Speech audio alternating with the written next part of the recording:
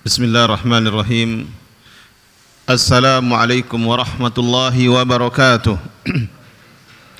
Innal hamdalillah nahmaduhu wa nasta'inuhu wa nastaghfiruh wa na'udzu billahi min shururi anfusina wa min sayyiati a'malina. May yahdihillahu fala mudilla lahu wa may yudlil fala hadiya lahu. أشهد أن لا إله إلا الله وحده لا شريك له وأشهد أن محمدا عبده ورسوله صلى الله عليه وعلى آله وأصحابه ومن تبعهم بإحسان إلى يوم الدين وسلم تسليما كثيرا. يا أيها الذين آمنوا اتقوا الله حق تقاته ولا تموتن إلا وأنتم مسلمون. يا أيها الناس اتقوا ربكم الذي خلقكم من نفس واحدة وخلق منها زوجها وبث منهما رجالا كثيرا ونساء واتقوا الله الذي تساءلون به والأرحام إن الله كان عليكم رقيبا.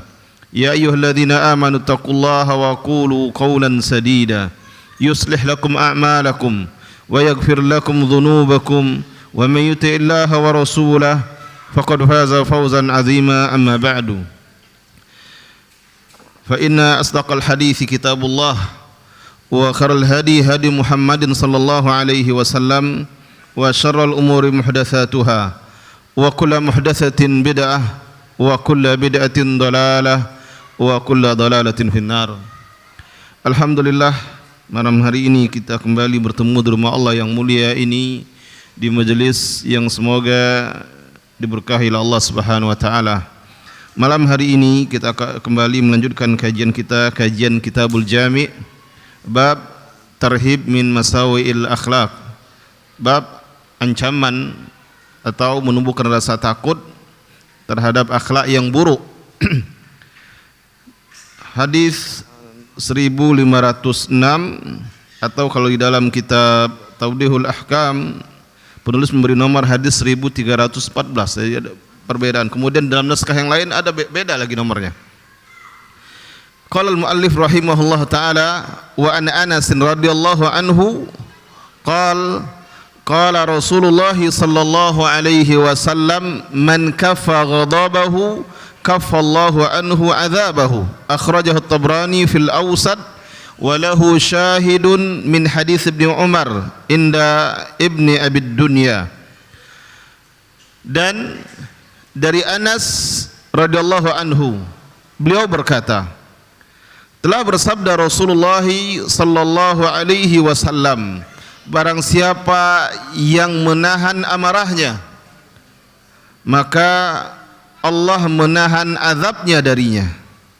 Barang siapa yang mengendalikan emosinya, menahan amarahnya, Allah akan tahan azabnya. Allah tidak akan timpakan azabnya kepadanya. Hadis ini hadis riwayat Tabrani di dalam kitab Al-Awsat dan memiliki syahid dari hadis-hadis yang lain, dari hadis Ibnu Umar dan juga hadis Ibnu Umar yang ada di Ibnu Abi Dunya. Penulis kitab Tawdihul Ahkam Syekh Abdullah Al-Bassam menyebutkan isnaduhu dhaif. Hadis ini sanadnya dhaif. Hadis ini sanadnya dhaif. Lalu beliau menukilkan beberapa perkataan ulama. Kata qala Al-Haythami rawahu Abu Ya'la wa fihi Rabi' Ibnu Sulaiman Al-Azdi wa huwa dhaif. Berkata Al-Haythami telah meriwayatkannya Abu Ya'la dan di dalam sanadnya ada Rabi' bin Sulaiman Al-Azdi dan dia seorang yang dhaif, perawi yang dhaif. Wa qala Ibnu Katsir fi tafsir, dan juga berkata Imam Ibnu Katsir di dalam tafsir Ibnu Katsir, hadza haditsun gharib wa fi isnadihi nazar. Ini hadis yang gharib dan pada sanadnya ada nazar. Maksudnya ada sesuatu yang diperbincangkan oleh para ulama. Jadi hadis ini hadis dhaif, maka kita lewati. Kemudian hadis yang berikutnya 1507 atau hadis 1315. Wa an Abi Bakrin Siddiq radhiyallahu anhu qala Rasulullah sallallahu alaihi wasallam la yadkhulul jannata khabbun wala bakhilun wala sayyi'ul malakah akhrajahu Tirmidzi wa farraqahu haditsain wa fi isnadihi dha'fun. Dan dari Abu Bakar As-Siddiq radhiyallahu anhu, beliau berkata, telah bersabda Rasulullah sallallahu alaihi wasallam, tidak akan masuk surga khabbun, yaitu orang yang sering menipu. Khabbun yaitu khadda, yang banyak menipu. Kalau kesehariannya menipu, bagaimana dia akan masuk surga? Wala bakhil, dan orang yang bakhil, yang pelit. Wala sayyi'ul malakah, dan orang yang memiliki tabiat yang buruk. Hadis ini hadis yang diriwayatkan oleh Imam Tirmidzi, dan beliau membaginya menjadi dua hadis, dan di dalam sanadnya ada rawi yang lemah, yang dhaif. Jadi hadis ini juga hadis yang lemah. Akan tapi dari sisi makna, hadis ini memberikan kepada kita pelajaran bahwasanya akhlak-akhlak yang buruk yang disebutkan dalam hadis ini menjadi penghalang seseorang untuk masuk surga. Bukan berarti kalau dia mukmin tidak masuk surga, tapi untuk langsung masuk surga menjadi penghalangnya. Kemudian hadis yang berikutnya,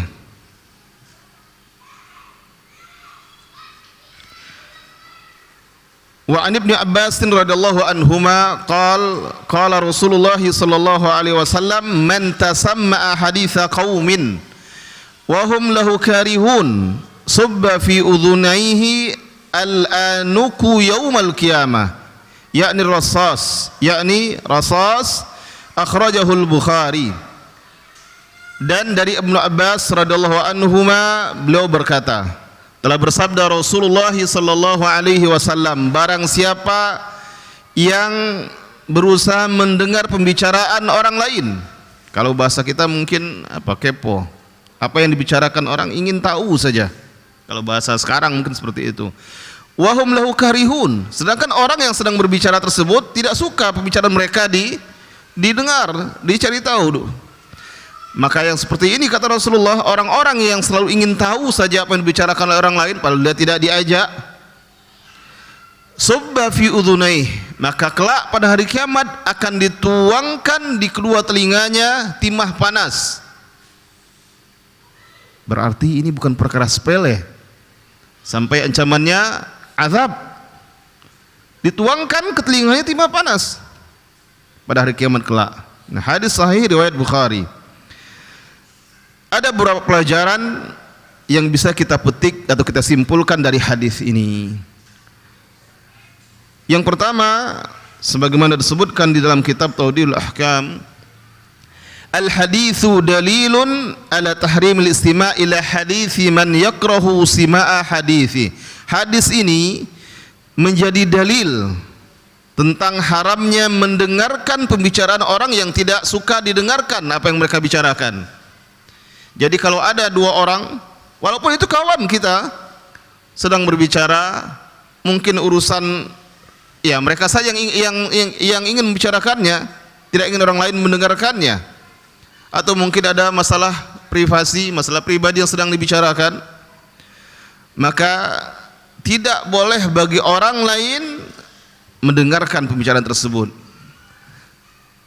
Bagaimana mengetahui kalau orang yang sedang berbicara ini tidak suka apa yang mereka bicarakan diketahui oleh orang lain?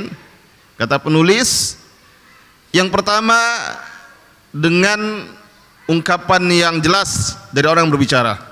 Misalnya yang berbicara mengatakan, maaf ya, kami sedang berbicara berdua, pembicaraan khusus. Nah, berarti dia tidak suka pembicaraannya didengarkan oleh orang lain. Yang lain harus paham, harus mengerti. Sudah jelas orang tersebut tidak mau apa yang mereka bicarakan diketahui atau didengar, tapi berusaha saja mendekat. Sudah geser, kadang ngeyel, ada sebagian kawan mungkin seperti itu, ngeyel. Sudah kawannya pindah duduknya, dia datang lagi, sengaja agar kawannya marah. Mungkin niatnya canda, tapi ternyata dalam Islam perkara seperti ini sampai diberikan teguran keras, diberikan ancaman yang keras. barang siapa yang mendengarkan pembicaraan orang lain, yang berusaha mendengarkan pembicaraan orang lain yang dia atau orang yang berbicara tidak mau pembicaranya didengar oleh orang lain, maka akan dituangkan kelak pada hari kiamat di telinganya timah panas. Dan salah satunya kita mengetahui orang yang sedang berbicara tidak mau didengar pembicaraannya dengan pemberitahuan dari orang yang berbicara, atau dengan sikap. Misalnya ada dua orang yang berbicara, ketika tidak ada orang, dari jauh terlihat bicaranya keras-keras biasa saja. Ketika ada yang mendekat, mereka mengecilkan suaranya. Berarti pembicaraan mereka itu tidak mau didengar oleh orang lain. Nah, atau tiba-tiba mereka berhenti dahulu, berarti tidak mau pembicaraannya didengar oleh orang lain. Maka ketika seperti itu, tidak boleh bagi seorang mukmin berusaha untuk mendengarkan apa yang dibicarakan oleh saudara-saudara tersebut. Qala Ibnu Abdul Bar, berkata Ibnu Abdul Bar, la yajuzu li ahadin ay yadkhula ala itsnaini fi hali tanajihima. Kata Ibnu Abdul Bar, tidak boleh bagi seseorang masuk kepada dua orang atau nimbrung, tiba-tiba langsung gabung kepada dua orang yang sedang berbicara, sedang berbisik-bisik, berbicara berdua, tiba-tiba datang yang ketiga, duduk di situ. Yang lebih parahnya lagi, duduk pula di antara dua orang tersebut. Nah, dan gembira pula, tertawa pula, dilihat kawannya, merasa terganggu bicaraannya. Kadang hal-hal yang seperti ini, hal-hal sepele dalam pergaulan sehari-hari, ternyata Islam memberikan aturan adab-adabnya. Pelajaran yang kedua, al-wa'id alladhi fil hadits yadullu ala anna istima'i hadithi man la yarghubu fi istima'i hadithi annahu min kaba'ir dzunub. Hadis ini, kata penulis, ancaman yang terdapat dalam hadis ini menunjukkan bahwasanya mendengarkan pembicaraan orang yang tidak ingin didengarkan pembicaraannya adalah dosa besar. Salah satu dosa besar. Dari mana atau apa yang menunjukkan kalau itu dosa besar? Dzalika anna fihi wa'idan syadidan fil akhirah. Karena di dalam hadis tersebut disebutkan ancaman yang keras dan tegas pada hari kiamat kelak, yaitu dituangkan ke telinganya timah panas bagi orang-orang yang berusaha mendengar pembicaraan orang lain yang tidak suka didengarkan apa yang sedang mereka bicarakan. Nah, ini kata penulis menunjukkan itu adalah salah satu dosa besar. Kadang penasaran apa yang dibicarakannya nih ya. Nah, ini yang dibisik oleh syaitan. Kayaknya itu bicara penting itu. Akhirnya penasaran, ingin berusaha tahu. Setelah bubar, dua orang tadi pun masih, tadi kalian bicara apa? Kok penting kali nampaknya. Nanya lagi, kok kayak serius sekali bicaranya. Sedekati, kalian diam. Nah, ingin tahu apa yang dibicarakan oleh orang lain. Jika sampai kepada tahapan berusaha mendengarkan apa yang dibicarakan orang lain, maka ingat ini ancamannya.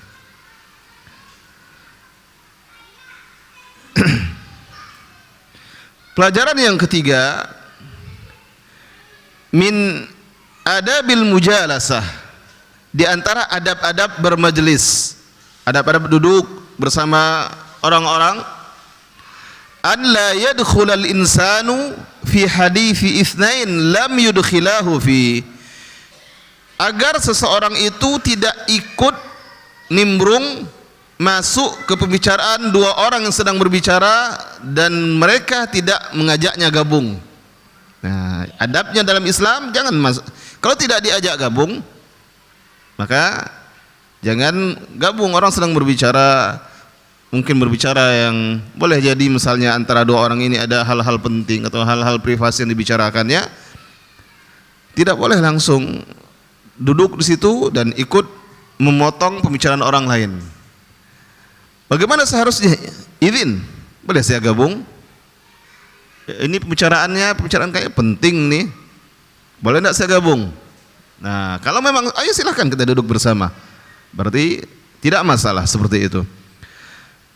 Kata penulis, di antara adab bermajlis, tidak boleh seseorang itu masuk atau bergabung ke pembicaraan dua orang yang mereka tidak mengajaknya, dengan catatan atau dengan syarat ma lam yakunil hadithu minal majalisil ammah, yaitu pembicaraan itu bukan majlis umum,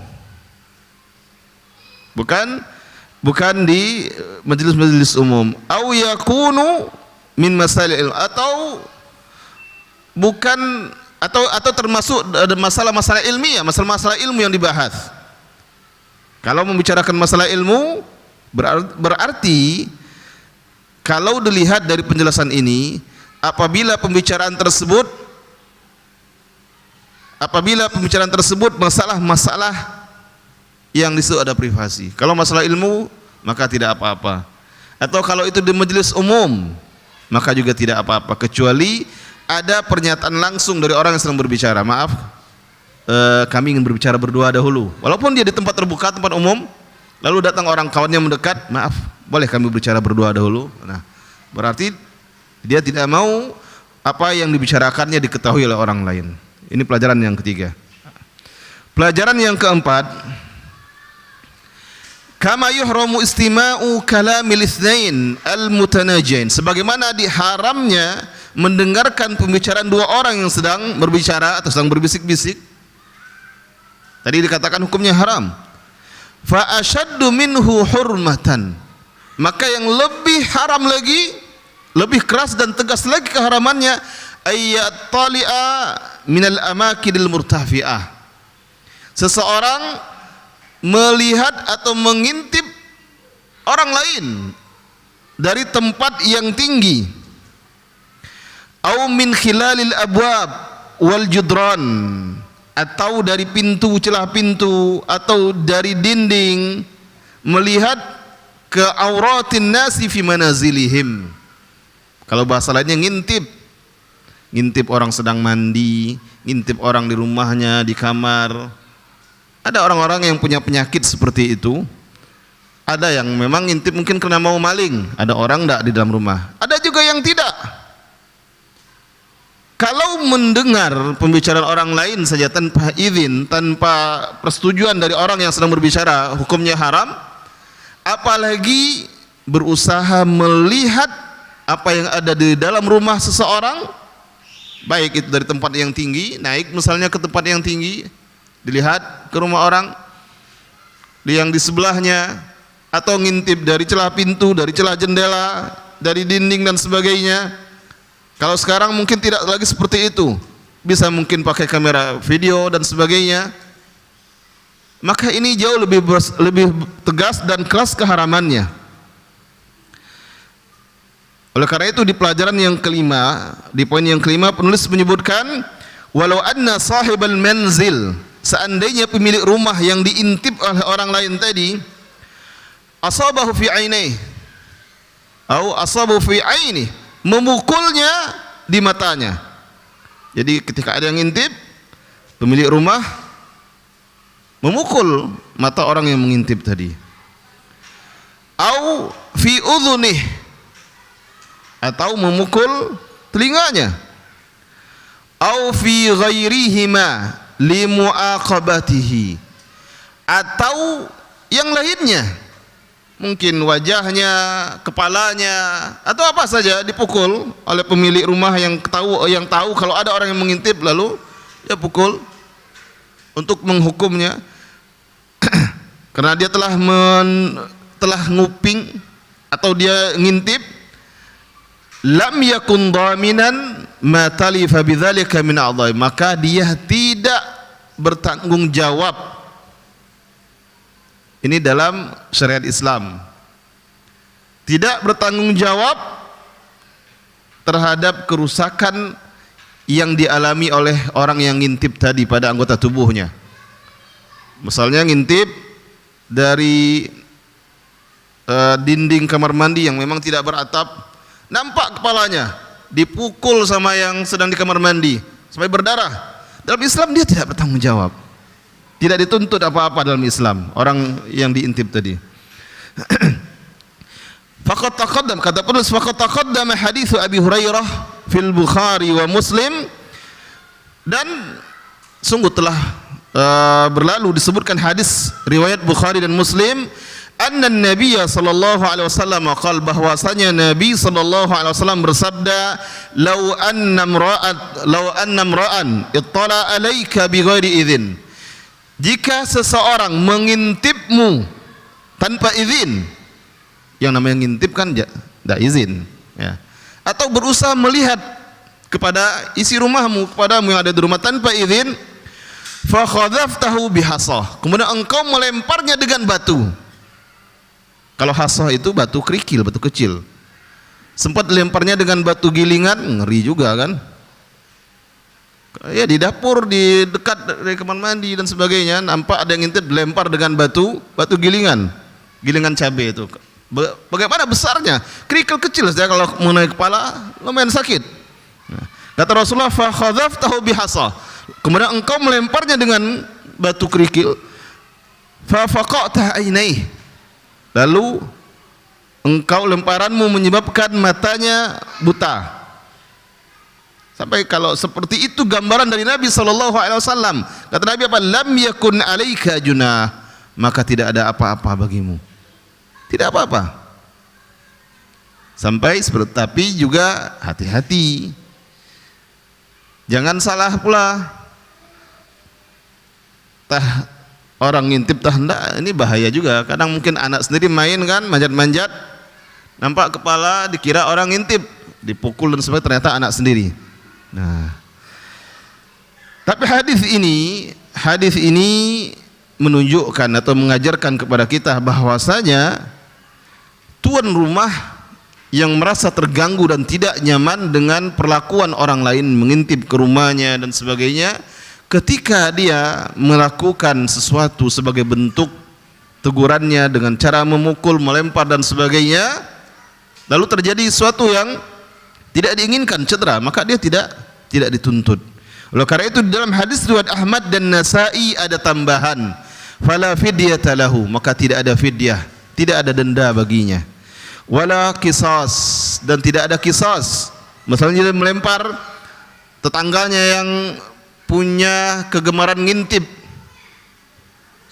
sudah terkenal ma'ruf di kalangan warga, kalau si anu itu sering ngintip, tak apalah penyakitnya, ada kelainan mungkin. Jadi dilempar oleh tetangga yang hari itu mengalaminya dan mendapat perlakuan yang tidak baik tersebut, dilempar. Maka yang seperti ini tidak ada qisas dalam masalah ini. Tapi kalau di sebagian negeri mungkin berbeda, ya, tentu diproses terlebih dahulu, diproses. Nah, kalau memang terbukti bahwasanya yang ngintip itu memang dia betul ngintip, tentu tidak diperlakukan hukum ini. Nah, ini 5 pelajaran dari hadis ini. Kemudian hadis yang berikutnya.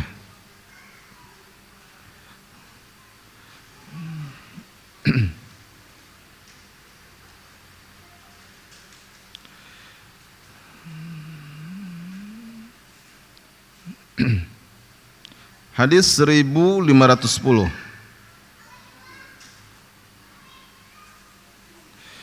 Wa an Anas radhiyallahu anhu qala, dan dari Anas radhiyallahu anhu beliau berkata, qala Rasulullah sallallahu alaihi wasallam, telah bersabda Rasulullah sallallahu alaihi wasallam, tuba liman syaghalahu aibuhu an uyubin nas, akhrajahu al-Bazzar bi isnadin hasanin. Dari Anas radhiyallahu anhu beliau berkata, telah bersabda Rasulullah sallallahu alaihi wasallam, Tuba ini ada 2 makna, artinya keberuntungan, atau tuba ini salah satu nama pohon yang ada di sorga. Tuba bagi orang-orang yang menyibukkannya aibnya sendiri, jadi sibuk dengan kekurangan diri sendiri. menyibukkannya dari memikirkan aib orang lain. Jadi dia tidak peduli dengan aib orang lain, diri dia sendiri yang dia ini tidak sempat lagi. Nah, ini luar biasa yang seperti ini. Kadang ada sebagian orang sampai dalam pepatah kita, semut atau tungau atau apa, semut di seberang lautan terlihat, gajah di pelupuk mata tidak terlihat. Ini juga makna kiasannya, dosa atau kesalahan sendiri besar, tidak sadar dengan dosanya, sibuk mencari-cari kesalahan orang lain. Nah, hadis ini juga mengajarkan kita seperti itu. Orang yang menyibukkan dirinya dengan memperbaiki kesalahan dan aib yang ada pada dirinya, dan dia tidak menyibukkan dengan aib orang lain, maka baginya adalah tuba, yaitu keberuntungan atau pohon tuba di surga. Hadis ini hadis yang dikeluarkan oleh Bazzar dengan sanad yang hasan.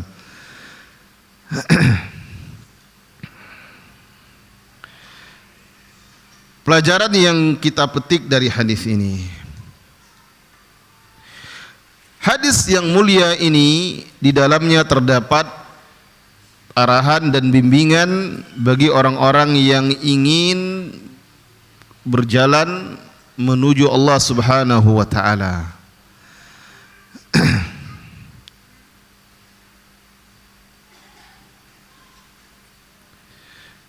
Ada beberapa hal yang diajarkan dalam hadis ini.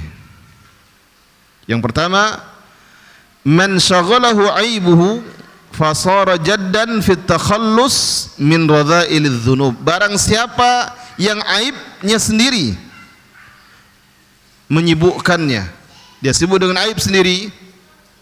Barang siapa yang sibuk dengan aib sendiri, maka dia akan bersungguh-sungguh untuk meninggalkan dosa-dosa yang sangat buruk. Radha'il, dosa-dosa yang buruk. Yang namanya dosa semuanya buruk. Tapi barang siapa yang dia sibuk dengan aib dia sendiri, maka dia akan bersungguh-sungguh.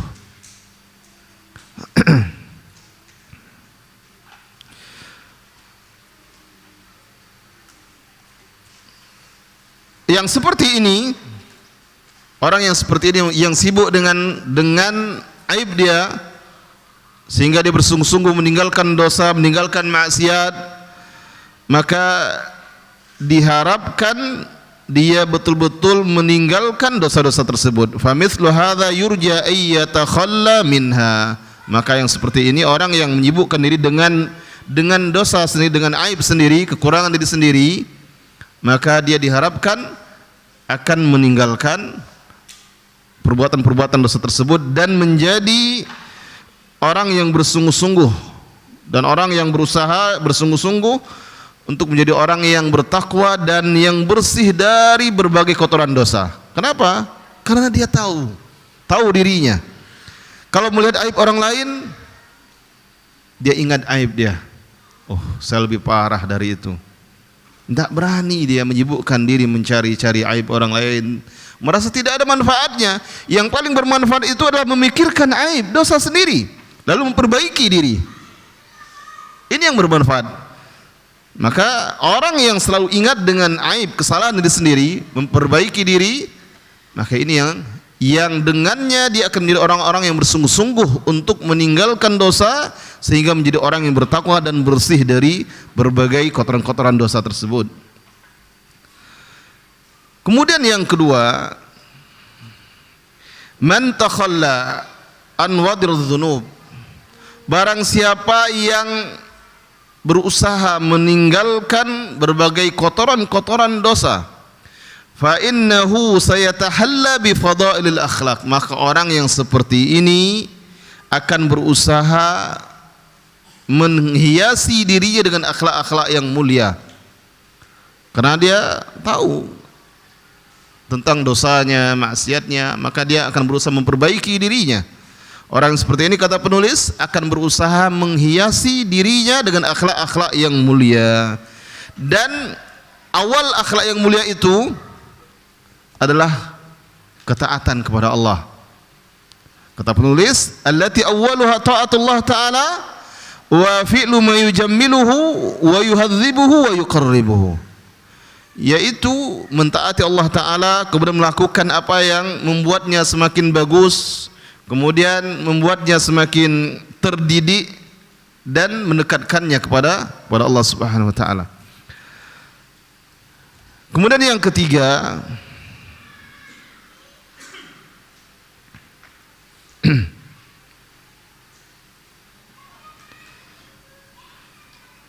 huwa bi jihadi nafsihi wa asfiha litakhalli min ar-radha'il. Dan semua itu tentu butuh berjihad, berusaha sungguh-sungguh untuk menundukkan dirinya, kemudian juga memperbaiki dirinya agar bersih dari berbagai dosa-dosa tadi. Dan butuh juga perjuangan agar dia berakhlak dengan akhlak yang mulia. Dan itu semuanya butuh perjuangan. Maka orang seperti ini, dia akan cenderung menyibukkan waktunya dengan memperbaiki dirinya. Orang yang tahu kadar dirinya, dia lebih cenderung menyibukkan dirinya untuk memperbaiki dirinya, sehingga dia selamat dari mengikuti aib orang lain. Dia tidak perlu dia mau tahu mau enggak, terserah. Tidak sibuk dengan mencari-cari si anu itu kenapa ya misalnya. Dia tidak ini. Karena dia menyibukkan dirinya dengan memperbaiki diri. Ketika dia sadar tahu banyak kekurangan pada dirinya, maka dia menyibukkan dirinya dengan memperbaiki dirinya. Oleh karena itu, dengan akhlak yang lurus ini, kemudian langkah atau jalan menuju Allah dengan cara yang seperti ini, dengan cara yang terpuji, orang yang seperti ini berhak untuk mendapatkan tubah. Orang yang menyibukkan diri dengan memperbaiki aib yang ada pada dirinya, lalu dia tutup matanya dari aib orang lain, dia tidak peduli dengan aib orang lain, bagaimana dia memperbaiki diri menjadi pribadi yang lebih berkualitas di hadapan Allah Subhanahu wa Ta'ala, maka orang yang seperti ini berhak mendapatkan tubah. Apa itu tubah? Kata penulis di akhir penjelasan syarah hadis ini, imma syajaratun fil jannah yasirur rakibu fi dhilliha mi'ata amin la yaqta'uha. Perhatikan makna syajarah tubah ini. Kata penulis, tubah itu ada dua makna. Yang pertama, pohon di sorga. Salah satu pohon di sorga, dan pohon itu naungannya begitu luas. Yasirur rakibu fi dhilliha. Seseorang yang menunggangi kendaraan berjalan di bawah naungannya selama 100 tahun, la yaqtauha, dan itu pun belum dia lagi bisa mengelilingi semuanya. 100 tahun, bayangkan begitu luasnya syajarah tubah ini. 100 tahun berusaha melaluinya, nah belum sampai ke ujung, ke akhir dari naungannya. Dan itu Allah janjikan untuk siapa? Untuk orang-orang yang menyibukkan dirinya dengan aib dia dan tidak memikirkan aib orang lain. Kenapa demikian? Karena kalau aib orang lain kan sebaiknya ditutupi oleh kita. Dalam hadis sahih riwayat Muslim, kata Rasulullah, man satara musliman satarahullahu yaumal qiyamah. Kita sudah baca juga hadis ini. Barang siapa yang menutup aib seorang muslim, Allah akan tutup aibnya pada hari kiamat. Atau dalam makna yang satarullah fid dunya wal akhirah, Allah tutup dia aibnya di dunia dan di akhirat. Maka aib orang lain, kekurangan orang lain, biarlah antara dia dengan Allah. Kapan boleh? Kalau sengaja mencari-cari tahu, maka tidak diperbolehkan. Tapi ketika tahu, kemudian berusaha untuk mengingatkan, maka itu diperbolehkan, malah dianjurkan, saling mengingatkan. Sedangkan dengan aib sendiri, maka sibukkan diri untuk memperbaikinya. Dan orang yang seperti inilah yang berhak mendapatkan tubah. Salah satu maknanya pohon di sorga yang luas naungannya sejauh 100 tahun perjalanan dengan kendaraan. Atau juga makna yang lainnya, tubah itu darajatun aliyah fil jannah, kedudukan yang tinggi di sorga. Nah, ini makna kedua. Jadi yang menyibukkan diri dengan aib sendiri lalu berusaha memperbaiki dirinya, maka dia akan ditempatkan di kedudukan yang tinggi di sorga. Ini makna yang lainnya, mendapatkan salah satu atau mendapatkan keduanya. Jadi luar biasa akhlak yang diajarkan di dalam Islam ini. Jangan sibukkan diri dengan aib orang lain, tapi lihatlah aib diri sendiri dan perbaiki diri. Dan janjinya yang diberikan oleh Rasulullah adalah tubah. Berarti kalau tubah masuk surga. Tidak mungkin dia dapat pohon di surga kalau dia tidak masuk surga. Tidak mungkin dia mendapatkan kedudukan yang tinggi kalau dia tidak masuk surga. Berarti kesimpulannya tempatnya adalah surga. Baik, kita beralih ke hadis yang berikutnya. Wa an Ibnu Umar radhiyallahu anhuma qala Rasulullah sallallahu alaihi wasallam man ta'azama fi nafsihi wa ikhtala fi mishyatihi laqi Allah wa huwa alaihi ghadbanun akhrajahu al-Hakim wa rijaluhu thiqat. Dan dari Ibnu Umar radhiyallahu anhuma dari Ibnu Umar radhiyallahu anhuma beliau berkata, telah bersabda Rasulullah sallallahu alaihi wasallam, barang siapa yang merasa sombong, merasa lebih pada dirinya dibandingkan orang lain, man ta'azama itu perasaan dia lebih hebat dari orang lain, dia lebih dalam masalah apapun, lebih taat, lebih soleh, lebih berilmu, yang menyebabkan membawa kepada kesombongan, perasaan seperti itu. Waqtala fi misyati dan juga sombong ketika berjalan, terlihat keangkuhan dan kesombongan ketika berjalan. Laqi Allah, kelak pada hari kiamat dia bertemu dengan Allah dalam keadaan murka kepadanya. Jadi ini dua sifat yang sangat dibenci oleh Allah Subhanahu wa taala. Merasa lebih hebat dari orang lain sehingga tidak mau mendengar saran dari orang lain, tidak mau mendengar masukan dari orang lain. Saya lebih hebat, saya lebih berhak, saya lebih pandai, saya lebih memiliki kedudukan, saya lebih banyak berkorban, saya lebih banyak berbuat. Saya sudah lama mengaji, dia baru merasa lebih dari orang lain, sehingga menganggap orang lain lebih rendah darinya. Ini yang tidak dibenarkan. Dan ketika berjalan dengan cara yang angkuh. Dengan cara yang angkuh sering kadang terlihat, kita bisa membedakan bagaimana orang yang berjalan dengan penuh kesombongan dari tampilannya, dari cara berjalannya terlihat dengan penuh kesombongan dan menganggap remeh, rendah, hina orang-orang yang ada di sekitarnya. Maka yang seperti ini kelak bertemu dengan Allah dalam keadaan Allah murka kepadanya. Hadis riwayat Al-Hakim dengan rijaluhu thiqat. Perawi-perawi hadisnya thiqah, terpercaya. Pelajaran yang kita petik dari hadis ini. Yang pertama, al-haditsu yadullu ala dhammil kibr wa ta'adzum. Hadis ini menunjukkan kepada celaan terhadap sifat sombong dan angkuh. Sombong dan merasa lebih hebat, lebih besar, dan menganggap remeh rendah orang lain.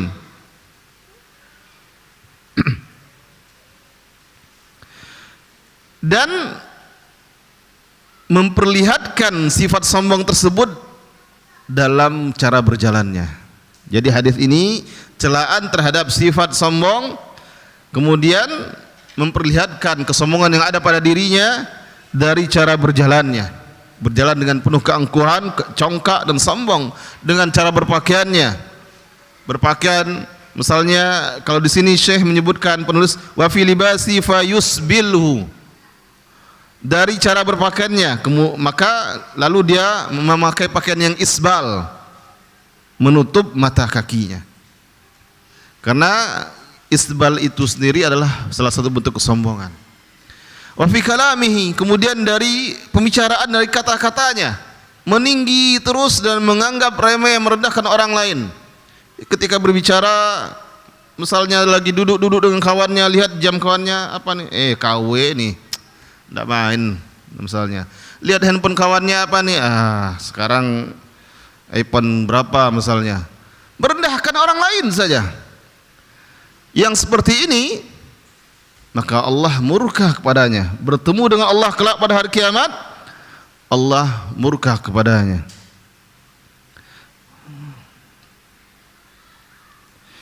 Pelajaran yang kedua,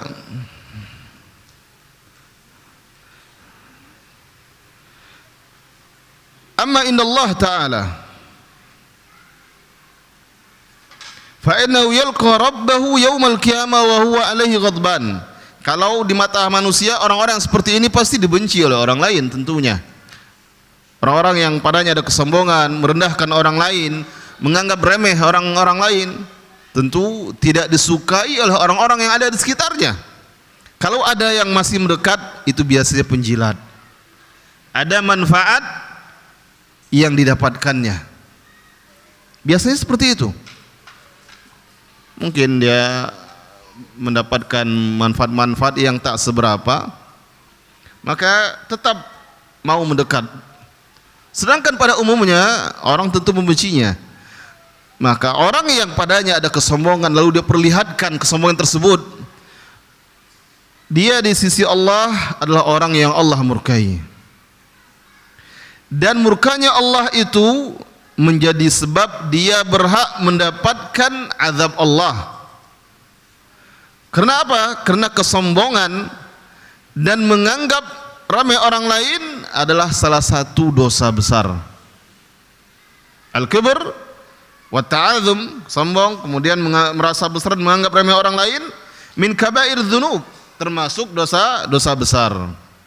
Oleh karena itu di pelajaran yang ketiga penulis menyebutkan, ja'at nususun katsiratun fi dhammil kibri wa ahli. Telah datang dalil-dalil yang banyak, nas-nas dalil-dalil yang banyak yang berisikan celaan terhadap kesombongan dan pelakunya.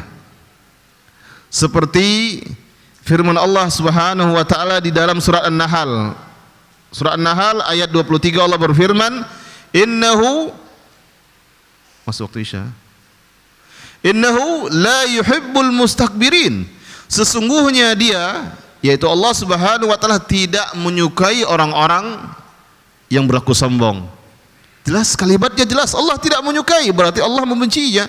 Kalau Allah tidak menyukai hambanya, kalau Allah membenci hambanya, tentu ada akibat lanjutannya. Salah satunya, kelak dia akan dihisab, akan bertanggungjawabkan kesombongannya, dan jika memang berhak ditempatkan di neraka, maka murka dan azab Allah sedang menunggunya. Kemudian di dalam firman-Nya yang lain, surat Ghafir ayat 27, Allah berfirman, "Inni uztu bi rabbi wa rabbikum min kulli mutakabbirin la yu'minu bi yaumil hisab." Sesungguhnya aku berlindung dengan Rabbku dan Rabbmu dari semua orang-orang yang sombong, yang tidak beriman dengan hari penghisaban. Ini juga mengandung celaan terhadap orang-orang yang sombong. Bahwasanya orang-orang yang sombong itu salah satu bentuk kesombongannya tidak meyakini adanya hari penghisaban, sehingga mereka berbuat sesuka hatinya. Begitu juga Allah sebutkan dalam surat Luqman ayat 18, ketika Luqman menasihati anaknya, menyampaikan beberapa pelajaran, mulai dari nasihat yang berisikan tauhid sampai tentang wajib berbakti kepada orang tua, perintah menunaikan salat, kemudian juga berakhlak mulia, tidak bersikap sombong. Apa kata Luqman? "Innallaha la yuhibbu kulla mukhtalin fakhur." Sesungguhnya Allah tidak menyukai semua orang atau setiap orang yang mukhtal, yaitu yang sombong, fakhur, lagi berbangga-bangga. Sombong dan berbangga-bangga ini 11-12. Biasanya seiring sejalan.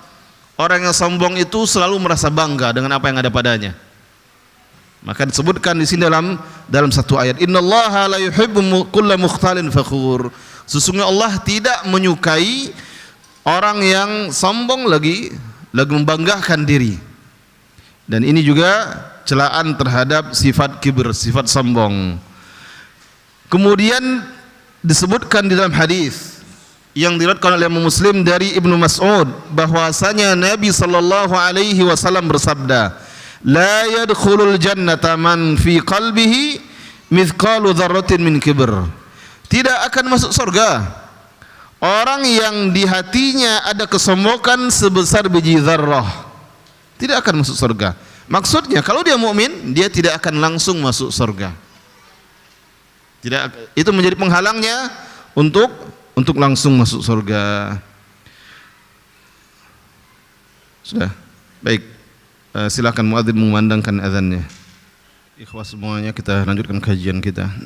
Masih dalil yang menjelaskan celaan terhadap sifat sombong. Tadi hadis riwayat Muslim dari Ibnu Mas'ud bahwasanya Nabi sallallahu alaihi wasallam bersabda, "La yadkhulul jannata man fi qalbihi mithqalu dzarratin min kibr." Tidak akan masuk surga yang di hatinya ada sebesar biji dzarrah, sebesar biji sawi dari kesombongan. Nah, hadis ini ada beberapa versi. Lalu sahabat bertanya, "Ya Rasulullah, salah seorang di antara kami ingin pakaiannya bagus dan sendalnya bagus." Kata Rasulullah, "Al-kibru innallaha jamilun yuhibbul jamil." Sesungguhnya Allah itu maha indah dan menyukai keindahan. Al-kibru batarul haqqi wa ghamtun nas. Kesombongan itu adalah menolak kebenaran dan merendahkan orang lain, menganggap remeh, menganggap rendah orang lain. Itu yang sombong. Nah, kemudian di dalam hadis yang lainnya, hadis riwayat Muslim bahwasanya Nabi sallallahu alaihi wasallam bersabda, qala Allah Ta'ala berfirman, berarti ini hadis kursi. Allah berfirman, "Al-izzu izari." Keagungan, kebesaran adalah izar, pakaianku. Wal kibriya'u ridai. Kesombongan adalah selendangku. Jadi Allah ungkapkan dengan kalimat seperti ini. Al-izzu, kemuliaan adalah pakaianku. Sedangkan al-kibriya, sifat sombong adalah selendang bagiku. Allah berhak memilikinya. Faman naza'ani fihima, maka barang siapa yang berusaha menandingiku pada kedua sifat ini, adzabtuhu, maka aku akan mengazabnya. Jadi Allah tidak menyukai hambanya ada kesombongan kepadanya. Sehingga Allah mengatakan, barang siapa yang menandingi Allah dalam sifat ini, maka Allah akan mengazabnya. Lalu kata penulis, qala fi mukhtasar al-ihya, al-kibru wal ujub. Sombong dan ujub. Ujub ini merasa bangga dengan diri sendiri. Dan ini bisa menimpa siapa saja. Bisa menimpa orang yang awam dalam masalah agama, bisa menimpa orang yang juga paham agama, bisa menimpa orang yang sudah mengaji atau orang yang belum mengaji. Yang mengaji bagaimana ujubnya? Merasa sudah lama mengaji, sudah banyak ilmu. Padahal belum tentu semua ilmu yang didapatnya diamalkannya. Kadang-kadang kalau sudah ujub seperti ini, akhirnya menjadi sebab dia futur. Sudah lama ngaji, lalu merasa tak perlu lagi hadir kajian. Palingnya dibahas itu-itu saja. Padahal hadir ke majelis ilmu itu tidak hanya karena ilmunya, tapi karena keberkahan majelisnya. Sering saya sebutkan di sini beberapa keberkahan majelisnya, di antaranya yang hadir ke rumah Allah, kemudian membaca Al-Quran atau mengajarkan di antara mereka, nazalat alaihimus sakinah, turun kepada mereka itu ketenangan, ketentraman, wa ghashiyatuhumur rahmah, dan mereka diliputi oleh rahmat dari Allah, wa hafadhumul malaika, dan para malaikat menaungi mereka, wa dzakarahumullahu fiman indah, dan Allah puji-puji orang yang ada di majelis ilmu di antara makhluk yang ada di sekitar Allah, yaitu di antara para malaikatnya. Nah, itu keutamaan, walaupun dia mungkin datang ke masjid lelah, letih, seharian dia di kebun sawit mendodo sawit, datang dia ke majelis ilmu, walaupun lelah dia berusaha tahan lelahnya. Pulang ke rumah, mandi yang bersih, berangkat ke masjid. Di masjid mungkin ngantuk. Entah apa yang disampaikan Ustaz. Pulang ke rumah ditanya oleh istri, tadi apa pembahasannya Mas atau Bang? Entahlah, capek kali badan abang tadi, enggak dengar. Tapi dia pulang membawa keberkahan, dapat pahala dia duduk di majelis ilmunya. Ilmunya tidak dapat. Kemudian juga dapat pahala dia berjalan. Man salaka tariqan yaltamisu fihi ilman, sahalallahu lahu bihi tariqan ilal jannah. Barang siapa yang berjalan, menempuh jalan dalam rangka menimba ilmu agama, Allah mudahkan baginya jalan menuju surga. Pahala setiap langkah tersebut dihitung, dicatat di sisi Allah Subhanahu wa taala. Yakinlah itu. Kenapa? Karena ada malaikat yang selalu mengiring setiap manusia mencatat amal perbuatannya. Oleh karena itu, al-kibr, kesombongan, al-ujub, bangga ini bisa menimpa siapa saja. Orang yang paling soleh bisa muncul ujub, dan orang yang paling taleh juga bisa ada padanya ujub. Siapapun bisa ujub, tapi biasanya ujub ini cenderung kepada orang-orang yang merasa ada kelebihan dibanding orang lain. Yang paling banyak beramal, saya sudah setiap tahun berangkat umroh, sudah setiap tahun berangkat haji. Ujub, bangga. Dahulu ketika saya masih tinggal di sekitar Jalan Nangka, Jalan Paus dekat Jalan Nangka sana, rumah orang tua saya di sana. Saya lahir besar di sana sampai pindah ke sini. Ada jamaah masjid yang biasa juga saya salat di situ, padahal baca Qur'annya naudzubillah. Naudzubillah, tidak pantas untuk dijadikan imam. Pulang-pulang haji jadi imam tetap. Naudzubillah. Kenapa? Kena ujub. Dia sudah haji, jamaah yang lain yang belum haji belum sempurna rukun Islamnya. Dia merasa lebih berhak untuk maju menjadi imam. Padahal bacaannya salah-salah, panjang pendeknya, yang mana yang harus digunnahkan, diizharkan, tidak jelas. Tapi begitulah kalau sudah dijangkiti penyakit ujub, atau ketika sudah banyak merasa berbuat untuk umat, maka dia menganggap remeh orang lain. Nah, ini ujub menimpa siapa saja, tapi lebih cenderung dialami oleh orang-orang yang merasa lebih dari orang lain. Dan kata penulis, al-kibru wal ujubu da'ani muhlikani. Ini dua penyakit yang akan membinasakan. Kibr dan ujub itu penyakit hati.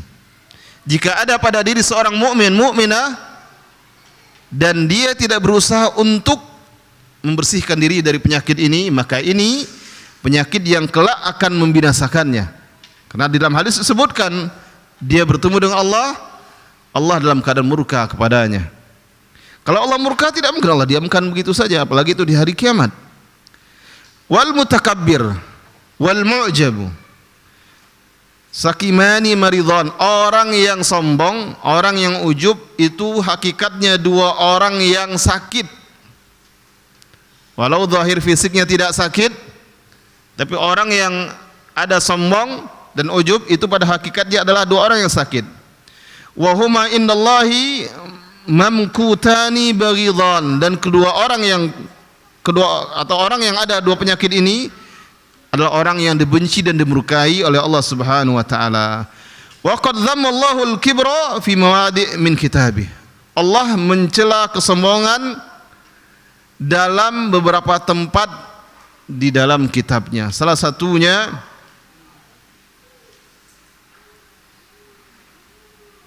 di dalam surat Al-A'raf ayat 146. Di dalam surat Al-A'raf ayat 100 Allah menyebutkan, Sa'asrifu an ayatil ladzina yatakabbaruna fil ard bighairil haq. Saya akan palingkan dari ayat-ayatku orang yang sombong ketika di dunia tanpa hak. Kemudian penulis menyebutkan di akhir syarah hadis ini, kata beliau, wa haqiqatul kibri yanqasimu ila zahirin wa batin. Dan kesombongan itu hakikatnya terbagi menjadi dua, zahir dan batin. Batin yang perasaan di hati. Zahir adalah akibat ada kesombongan di hati. Bentuk cara berjalannya, terlihat kesombongan, keangkuhan, cara berpakaiannya, berbicaranya, tingkah lakunya ketika bermuamalah dengan orang-orang yang ada di sekitarnya, terlihat kesombongan dan keangkuhannya. Nah, ini batin, ini zahir. Batin tadi ada yang ada di hati, kemudian zahir amal yang merupakan buah kesombongan yang ada di hatinya. Dan akhlak ini adalah akhlak yang apabila ada pada seorang, ada pada hati seorang, maka akan tampak akibatnya dari perbuatannya. Oleh karena itu Allah Subhanahu wa taala sangat membenci akhlak ini. Dan Allah menjadikan akhlak ini sebagai sebab seseorang tidak akan bisa masuk surga atau tidak akan bisa langsung masuk surga. Baik, sampai di sini kajian kita malam hari ini. Ada beberapa hadis yang kita baca, ada sekitar 5 atau 6 hadis yang kita baca. Waktu yang tersisa beberapa menit ke depan kita gunakan untuk tanya jawab. Silahkan, mungkin di antara jamaah, di antara ikhwan akhwat ada pertanyaan akhwat, silahkan ditulis di kertas dan diedarkan ke depan. Sedangkan ikhwan boleh bertanya langsung.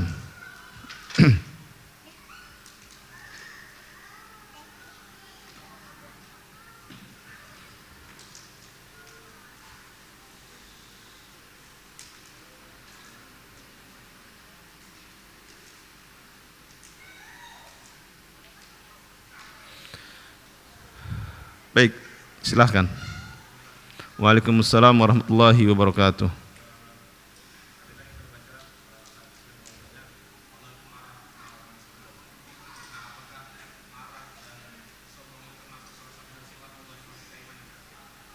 Allah, coba diulangi. Allah memiliki sifat marah. Iya. Ya. Pertanyaannya? Tidak, maksudnya apakah? Ya, Allah memiliki sifat marah karena memang ayat-ayat Al-Quran dan juga hadis-hadis menyebutkan itu. Allah memiliki sifat, tapi itu sifat fi'liyah. Sifat fi'liyah itu kadang marah, kadang tidak.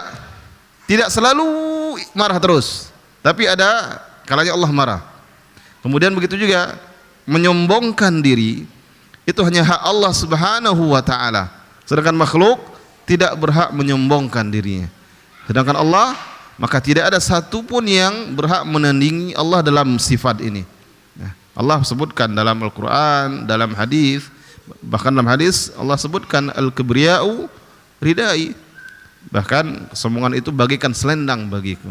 Nah, dan hadisnya sahih, tentu ketika datang kepada kita kabar yang sahih menyebutkan sifat-sifat Allah, wajib bagi kita mengimaninya, tapi sesuai dengan keagungan dan kemuliaan dan kesempurnaan Allah Subhanahu wa taala. Sombongnya Allah tidak seperti sombongnya makhluk. Sombongnya Allah tidak menyebabkan dia berbuat zalim.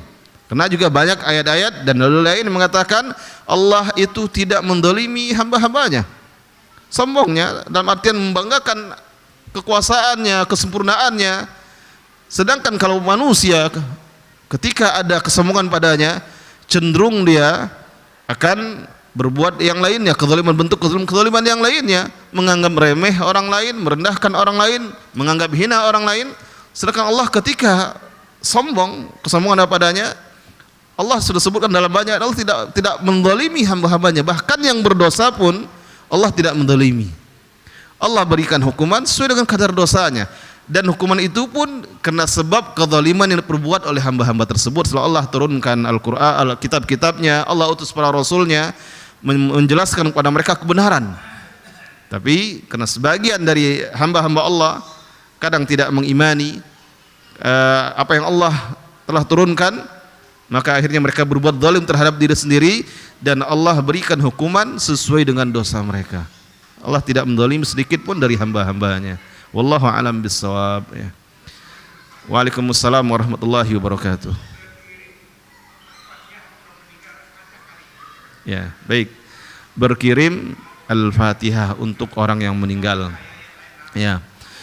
Kalau masalah berikan Al-Fatihah untuk orang meninggal, yang lebih saya cenderung kepadanya tidak ada pendapat atau tidak ada perbuatan atau penjelasan yang kuat yang benar tentang hal itu. Rasulullah tidak melakukannya. Maka kalau kita baca kitab-kitab zikir, baik itu dalam kitab-kitab hadis seperti kitab-kitab Sahih Bukhari, kan ada bab khusus tentang zikir, Sahih Muslim dan sebagainya, hadis-hadis tentang zikir, atau memang kitab yang khusus kitab zikir saja. Al-Imam An-Nawawi ada kitab Al-Adhkar dan sebagainya, dan kitab-kitab yang lain, maka kita tidak temukan ada doa-doa lalu diri Al-Fatihah dan sebagainya. Nah, oleh karena itu saya lebih cenderung kepada penjelasan bahwasanya tidak ada anjurannya, tidak ada contohnya, tidak penjelasannya berkirim Al-Fatihah. Kalau mau misalnya untuk orang keluarga yang sudah meninggal, lakukan sesuatu, bersedekah atas nama dia, itu lebih jelas. Berdoa bagus. Ya, bagus seperti itu. Orang yang sudah meninggal, mereka lebih membutuhkan doa dari orang-orang yang masih hidup. Butuh doa agar mereka mendapatkan ampunan dan rahmat dari Allah Subhanahu wa taala. Maka boleh doa Allahumma ighfir lahu warhamhu wa'afi wa'fu anhu wa akrim nuzulahu, terus doakan orang-orang sudah meninggal. Itu yang lebih dicontohkan oleh Rasulullah. Bahasa Indonesia tidak apa-apa, tapi sebaiknya hafalkan yang doa yang telah diajarkan oleh Rasulullah. Keuntungannya apa? Keuntungannya yang menghafalkan dapat pahala lain selain dia mendoakan saudara yang sudah meninggal, keluarganya, dan dia ketika berusaha mempelajari ajaran nabinya, sunnah nabinya, berusaha dia baca bahasa Arabnya, dia hafalkan walaupun penuh susah payah, dia dapat pahala, insyaallah pahala lebih tambahannya. Kalau ditanyakan boleh enggak boleh bahasa Indonesia, bahasa apapun boleh, bahasa Indonesia, bahasa Minang, bahasa Jawa, bahasa Batak, bahasa apapun boleh. Ya. Dan Allah Maha mengetahuinya. Dan malaikat-malaikat Allah pun paham. Itulah hebatnya. Mereka tidak pernah kursus bahasa ini, bahasa itu. Malaikat Allah, kan ada malaikat yang selalu mengiringi manusia mencatat amalnya. Kalau yang sedang berada atau orang-orang yang ada di Eropa dengan berbagai bahasa, atau yang ada di negeri kita yang beda suku, beda bahasa, para malaikat bagaimana mencatatnya? Allah berikan ilmu kepada mereka. Apapun yang diucapkan, ma yalfiz min qaulin illa ladaihi raqibun atid. Tidak ada kalimat yang terlontar, terucap oleh seorang melainkan ada raqib, ada malaikat yang memantaunya dan yang mencatatnya. Dan itu luar biasa. Ini menunjukkan keagungan dan kesempurnaan Allah Subhanahu wa taala. Nah, jadi pakai bahasa apapun boleh. Tapi kalau mau mendapatkan pahala, bonus pahala tambahan, maka hafalkan doa-doa yang telah diajarkan oleh Nabi sallallahu alaihi wasallam dalam berbahasa Arab. Wallahu a'lam bishawab. Baik, mungkin yang lain silahkan. Ya. Ya, nguping.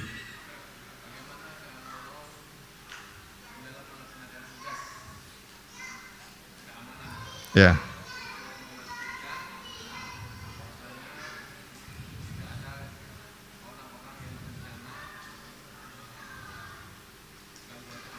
Ya, baik.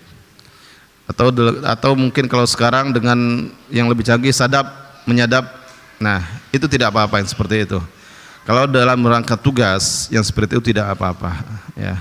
Dan biasanya ketika tugas-tugas seperti itu dilakukan terhadap memang orang-orang yang sudah ada kecurigaan terhadapnya. Apa sih yang mereka bicarakan? Atau apa yang mereka lakukan? Tapi kalau memang tidak ada kecurigaan kan biasa tidak berusaha dicari tahu apa yang mereka bicarakan atau tidak berusaha disadap. Contoh, kalau berdasarkan informasi dari beberapa kawan-kawan yang ada di Densus, biasanya orang-orang yang dikhawatirkan atau dicurigai ada pemahaman-pemahaman yang radikal itu di profiling berbagai media sosial yang mereka miliki. dicari, dilihat, dicari tahu, dikepoin. Tapi yang sudah memang dicurigai, kalau yang tidak ya tidak, kata mereka. Yang memang setahu kami aman, ini misalnya Ustadz Fulan ini aman nih. Dari awal kami sudah kenal dia, aman dia bahasnya. Bahkan di kajian-kajiannya sering mengingatkan agar taat dan patuh kepada pemerintah, bersabar terhadap pemerintah yang zalim, aman misalnya. Tapi ada kan orang-orang yang memang sudah sering misalnya dari status-status media sosialnya sering ujaran kebencian dan sebagainya. Nah itu kan memang tugas mereka mencari tahunya untuk keamanan, kemaslahatan orang banyak. Sebab kalau dibiarkan, biasanya dari hal-hal sepele, lalu terus ketika tidak dicegah terus berkembang jadi aksi. Aksi ini yang membahayakan. Oleh karena itu dalam hal-hal seperti ini, seingat saya banyak pembahasan dari para ulama diperbolehkan. Tapi memang orang yang memang ditugaskan khusus, tidak sembarang orang. Tidak orang yang tidak bertugas maka tidak boleh. Kemudian orang yang tidak bertugas kalau tanpa sengaja dia tahu ada sebuah kelompok orang yang berbicara tentang suatu yang cenderung pada hal yang tidak bagus, dia boleh melaporkan.